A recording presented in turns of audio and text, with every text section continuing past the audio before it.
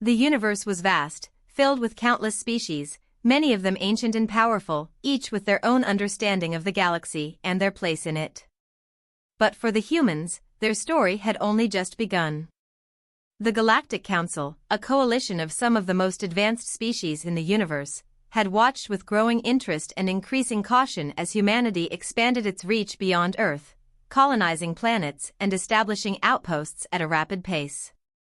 However, there was a sentiment that no one took humanity seriously. They were seen as young, violent, and unpredictable Deathworlders, as they were often called.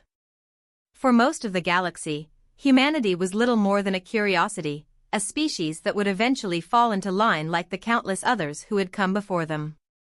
At the heart of humanity's rapid expansion was Captain Allison Grayson, a brilliant military strategist and the leader of Task Force Orion, a fleet of advanced ships designed for deep space exploration and defense. She had proven herself time and time again, outmaneuvering enemy forces and achieving victory through her uncanny ability to think outside the box. Grayson had earned the respect of her crew, but beyond that, she had become a symbol of humanity's potential on the galactic stage. However, as humanity's reach grew, so did the envy and suspicion of the older galactic civilizations. The Thermen, a race of reptilian conquerors who believed in the natural order of survival of the fittest, viewed humanity's rapid advancement as a challenge to their dominance.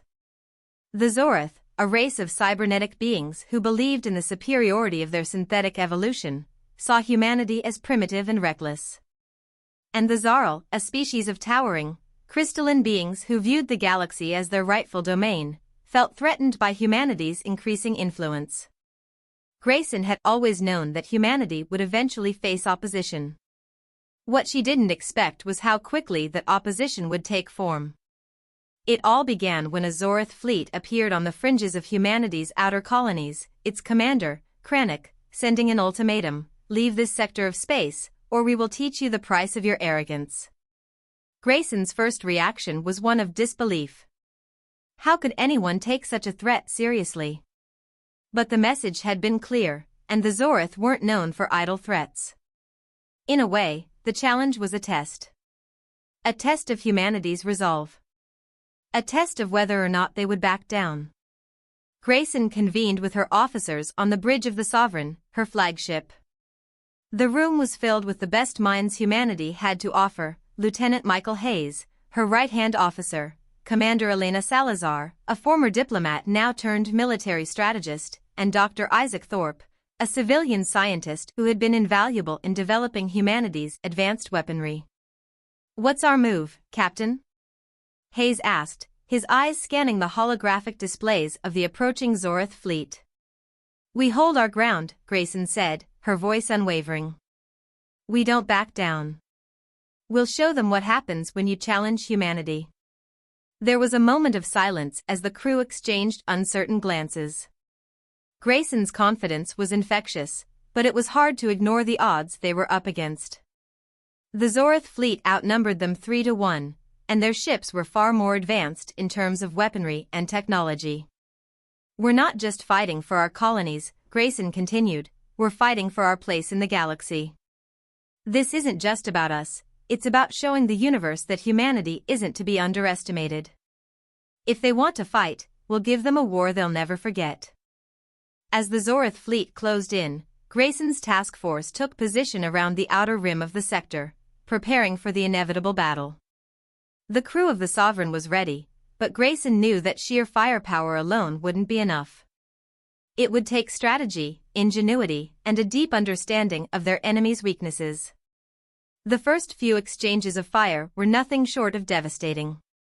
Zorath weapons tore into human ships, and the odds seemed to worsen with each passing moment. Grayson watched with a calculated calm as the battle unfolded. The Zorath were ruthless, but they underestimated one thing: humanity's ability to adapt quickly and think on its feet. "We're losing ships, Captain," Salazar said, her voice tense as she scanned the situation on the tactical screen. "We can't keep this up for much longer." Grayson's mind raced. The Zorath had the advantage in terms of sheer firepower, but their ships were predictable, regimented. The Zorith were used to facing species that fought in the same manner, head-on, brute force. But humanity? Humanity didn't play by the rules. Activate the new strategy, Grayson ordered. Let's make them think we're running. Lieutenant Hayes raised an eyebrow. Are you sure, Captain? This could backfire. Trust me, Grayson said, her eyes locking onto his. We've got one shot at this. The plan was simple yet dangerous. They would feign retreat, making it appear as though the human fleet was collapsing under the Zorith's fire. At the same time, they would secretly reroute their most advanced ships to outflank the Zorith, using a mix of stealth technology and calculated misdirection to strike when the Zorith least expected it. As the Sovereign and its remaining ships turned in apparent retreat, the Zorith fleet eagerly pursued. But as they crossed into the designated trap zone, the Zorith fleet was blindsided. Human ships emerged from stealth, weapons blazing. The Zorith flagship, the Exotyrant, was the first to fall, its shields failing under the concentrated fire of humanity's most advanced energy weapons. The Zorith had no time to react. Their ships were systematically disabled, one after the other. But just as victory seemed assured, a new challenge emerged. The Zarl, a species known for their near-impervious crystalline armor, arrived, their massive ships creating a shadow across the battlefield. They had come to claim the spoils of war, believing that humanity's victory would leave the Zorith vulnerable. Grayson's heart sank.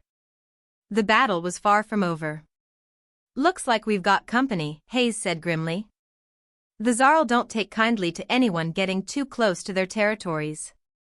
Hold your fire, Grayson said, her voice calm despite the rising tension. We'll need to outsmart them. The Zarl won't fight the same way the Zorith did.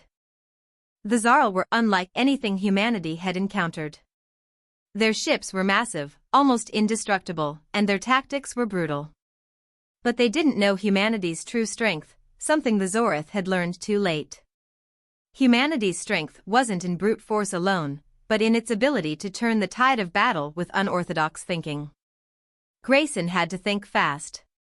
The Sovereign was damaged, its shields flickering under the pressure of the ongoing battle.